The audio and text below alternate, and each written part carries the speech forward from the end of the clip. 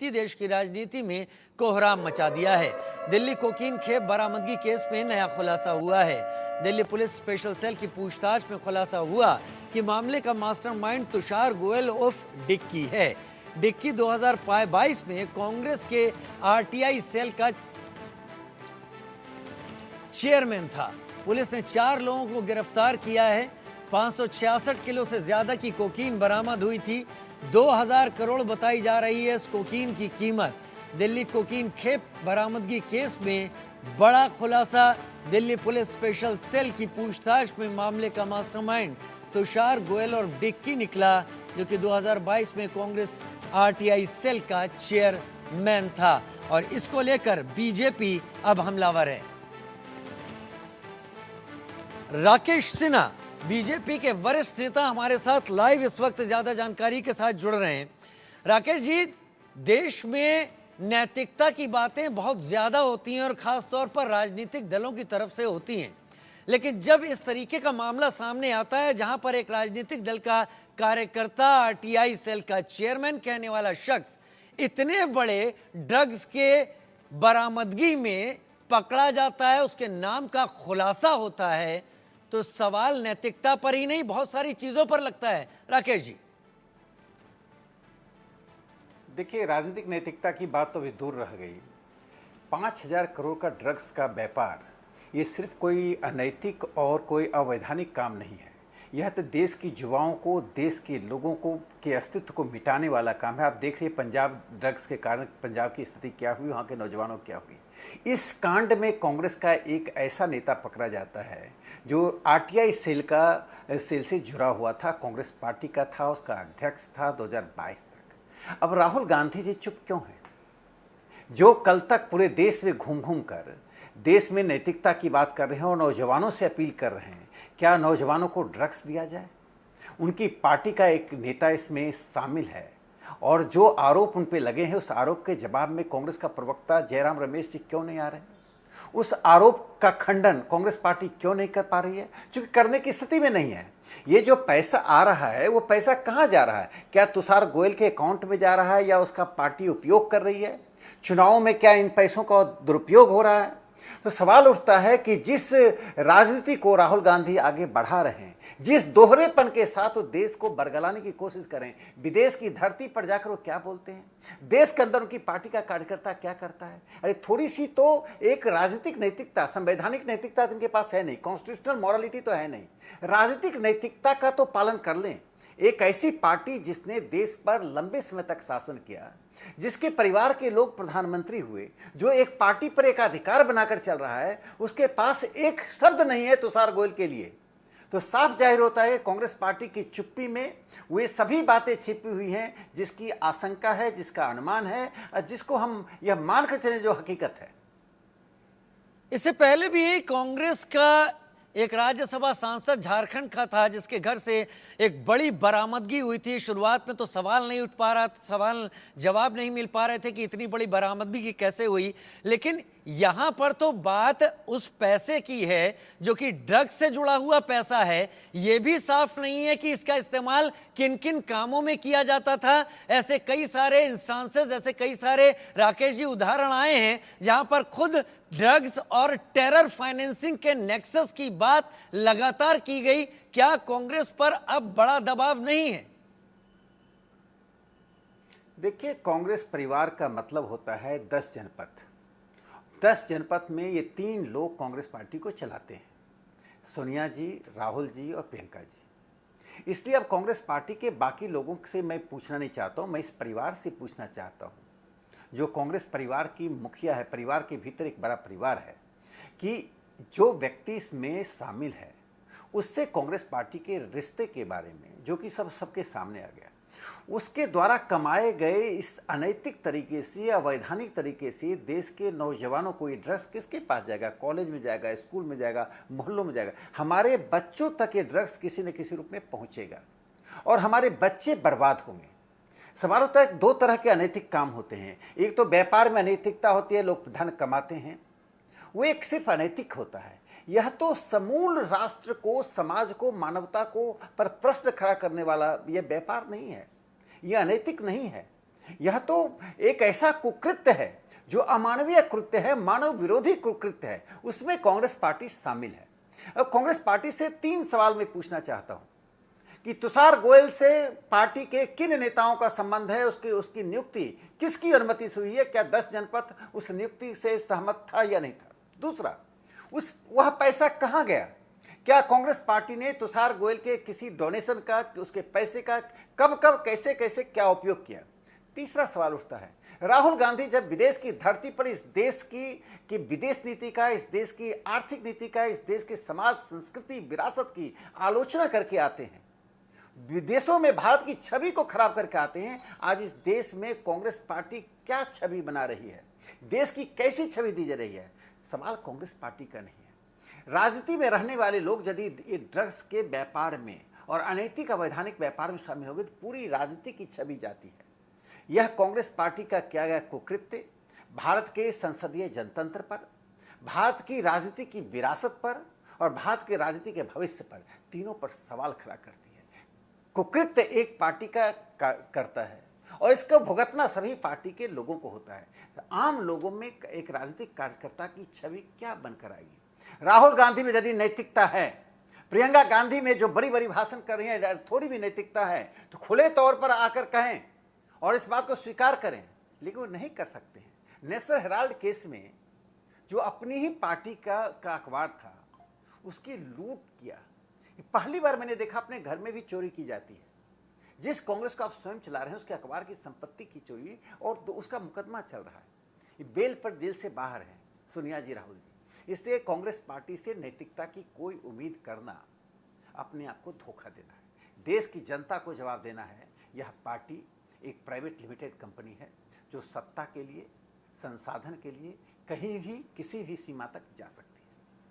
Rakesh ji, NDPS act 1985 की अगर मैं बात करूं तो इसमें कुछ ग्राम नशे का पदार्थ मिलने पर, हेरोइन कोकेन मिलने पर स्थिति यह हो जाती है कि बेल मिलना, जमानत मिलना मुश्किल होता है। यहां कुछ ग्राम नहीं है, यह 550 किलो से ज्यादा है। तो इसके पहले कितने ज्यादा ऐसे मौके आए कि हैसियत, हिम्मत यहां तक पड़ी कि इतना बड़ा नशे का एक सौदा या नशे का कंसाइनमेंट हैंडल करने की कोशिश इस नेता की तरफ से कर ली गई होगी। इसके पहले और कितने सारे रहे होंगे, क्या यह सवाल नहीं उठता? देखिए, इसमें सिर्फ तुषार गोयल इसके किंग पिन है ऐसा मैं नहीं मानता। इसके तार बहुत जुड़े होंगे जिसकी जांच होनी चाहिए। जो सबसे बुनियादी और मौलिक सवाल है, आज माँ पिता क्या डरते हैं जब अच्छे इंस्टीट्यूशंस में बच्चों को भेजने के बाद उनको डर लगता है कि कॉलेज के हॉस्टल्स में, कॉलेज में कुछ ऐसे ताकतें और तत्व होते हैं जो छिपे होते हैं, जो इस तरह के ड्रग्स बेचने वालों के एजेंट होते हैं, जो लोगों को जूस में मिलाकर, भोजन में मिलाकर, उनकी परीक्षा के समय में, उनके मानसिक तनाव के समय में इसे ड्रग्स देकर उन्हें यह दिखाते हैं कि एक दवा है जो तुम्हें राहत देगी, और धीरे धीरे उनकी आदत पड़ती है। पंजाब इसी के कारण से बर्बाद हुआ। पंजाब के लाखों नौजवान बर्बाद हुए, उनके माँ पिता तरस रहे हैं अपने बच्चों के लिए। आज सवाल ये उठता है, ये 5,000 करोड़ का तो पकड़ा गया, जो नहीं पकड़ा गया वो कहाँ गया जी? ये तो जो दिखाई पड़ रहा है, क्या ये पहली बार ऐसा हो रहा है? ये इसका अर्थ है कि लंबे समय से हो रहा है। और दिल्ली में जब कंसाइनमेंट आता है तो कहाँ जाता होगा? इंजीनियरिंग कॉलेज में, मेडिकल कॉलेज में, छात्रों के बीच में, स्कूल के बच्चों के बीच में। तो सवाल उठता है कि ड्रग्स कोई बांग्लादेश और पाकिस्तान तो भेजने के लिए लाया नहीं गया था। कांग्रेस पार्टी के सामने एक बड़ा सवाल है कि देश में जिस ड्रग्स के खिलाफ एक मतता है, 140 करोड़ जनता एक मत से, महिला, पुरुष, बच्चे, वृद्ध, ये मानते हैं कि ये समाज का, मानवता का, मनुष्य का दुश्मन है, उसको ये संरक्षण दे रहे हैं। ये चुप्पी क्यों है? जो चीजें वैधानिक रूप से पकड़ी गई हैं उनसे संबंध कार्यकर्ता पे आरोप है। फिर राहुल गांधी, प्रियंका गांधी कहीं किसी जंगल में या किसी पहाड़ के कंदरे में छिपे हुए जो उन्हें समाचार नहीं मालूम हुआ? क्या हरियाणा के चुनाव में इस पैसे का कहीं उपयोग तो नहीं हो रहा है? जी, यदि कांग्रेस पार्टी के पास ये बड़ा फंड है और हरियाणा में चुनाव हो रहा है, जम्मू कश्मीर में चुनाव हुआ, तो ये सवाल तो स्वाभाविक है कि भारत की, मैं सीधे तौर पर किसी राजनीति में एक कार्यकर्ता का काम होता है कि अपनी पारदर्शिता दिखाना और पारदर्शिता दिखाने के लिए और इस तरह के आरोप से बचने के लिए ये चुप्पी साधना, इसलिए उनको चुप्पी तोड़ना चाहिए, स्वीकार करना चाहिए, लेकिन करने की हिम्मत इसलिए नहीं है। यदि ऐसे तो बड़ी पार्टी में कोई भी कार्यकर्ता कुछ भी कर सकता है, पार्टी कह सकती है, लेकिन पार्टी कार्रवाई करती है। जिस पार्टी में करोड़ों कार्यकर्ता हैं, उसमें एक कार्यकर्ता कोई गलत काम करता है तो पार्टी अगर तुरंत कार्रवाई नहीं करती है तो पार्टी जिम्मेदारी लेती है, क्योंकि पार्टी को डर लगता है कि कार्रवाई करने पर वो कार्यकर्ता जब मुंह खोलेगा तो उसकी जड़ें दूर तक जाएंगी। वे सब लोग इसमें आ जाएंगे जो नैतिकता का, राजनीति में पारदर्शिता का, राजनीति में सत्ता के विकल्प का एक मुहिम देश में चला रहे हैं। तो मुझे कांग्रेस के उन प्रवक्ताओं पर थोड़ा दुख होता है जो बात बात में ट्विटर पर आ जाते हैं, बात बात पर सोशल मीडिया में बोलते हैं, टेलीविज़न पर बयान देते हैं, सभी चुप्पी साधे हुए हैं। तो यह चुप्पी बहुत ऐसी कहानी कह रही है जो नहीं कही जा रही है, और मुझे लगता है देश की जनता समझ रही है। हरियाणा में जो चुनाव हो रहा है, हरियाणा की जनता को समझना चाहिए कौन लोग सत्ता में आएंगे। जो लोग सत्ता में आना चाहते हो क्या करेंगे, सत्ता में आकर किसको संरक्षण देंगे। आज जब एक मजबूत सरकार देश में है जिसमें क्षमता है कि इस तरह के ड्रग्स का व्यापार करने वालों को पकड़ लेने की, कल यदि ऐसी सरकार हो जो खुद ड्रग्स का संरक्षण दे तो देश का क्या होगा, समाज का क्या होगा। पंजाब का जो हुआ, हम पंजाब को बचाना चाहते, पंजाब के नौजवानों को फिर से रास्ते पर लाना चाहते, पूरा देश इसके लिए चिंतित है। पंजाब के माँ पिता चिंतित हैं, पंजाब की पीढ़ियाँ चिंतित होंगी। हम देश को बर्बाद होने नहीं देंगे। राहुल गांधी से सवाल है कि देश को जिस ढंग से आप बर्बाद करने की कोशिश कर रहे हैं उस पर आप देश के सामने आए, 140 करोड़ जनता को अपनी बात बताएं, नहीं तो उस दोष के आप जिम्मेदार बनते हैं। आप यह नहीं कहें कि कोई राजनीतिक आरोप है। क्या तुषार गोयल को पार्टी से निकाला गया? क्या तुषार गोयल को कोई सो कॉल नोटिस दी गई? क्या तुषार गोयल के बारे में और कोई स्पष्टीकरण दिया गया? क्यों नहीं दिया जा रहा है? इसका साफ मतलब है कि केंद्र कांग्रेस का जो केंद्रीय नेतृत्व है वो कहीं न कहीं बचना चाहती है, डर रही है और चुप्पी के द्वारा अपने आप को बचाने की कोशिश कर रही है।